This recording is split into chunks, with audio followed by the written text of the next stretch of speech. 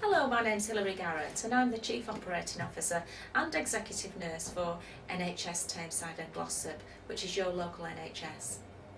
My responsibility is to manage a large range of community services which are there to complement the services that you receive in your general practice. One of those services are our community nursing service, and our community nurses are attached to your general practice. We have a team specifically dedicated to caring for patients within your practice. This year our community nurses have made over 8,000 contacts for patients within this practice. And those contacts, the majority of those have taken place in people's homes, nurses visiting people within their own homes that would normally be in hospital. And therefore one of the main functions of the community nursing service is to keep people out of hospital that don't need to be there and to provide the support and care in their own environment. One of the other major functions of the community nursing service is to provide community clinics, and our nurses provide daily clinics which patients of this practice attend.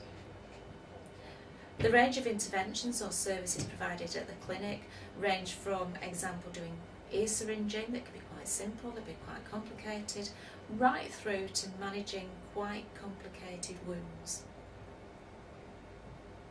Another major function of the community nursing service is to support those people who are willing and able to spend the last days of life in an environment of their choice and outside the hospital. So our community nurses will support people to end their life in a residential home or indeed in their own home, and provide the support to not just the patient but their families to make sure that that experience is as positive as it can be. One of the major strengths of our community nursing service is that they have good relationships out there in the communities with other agencies and other professionals. They work very closely with social workers, for example, with other healthcare professionals both in the community and in the hospital setting. They can easily make referrals on your behalf to other parts of the healthcare system. So for example, if you need a scan, we can arrange for that to be done in the community rather than in the hospital. If you have problems with your hearing, we can arrange for the community nurse to make a referral to our community hearing aid service, to our physiotherapist, to our speech and language therapist as well. So your community nurse provides much more than the immediate physical care.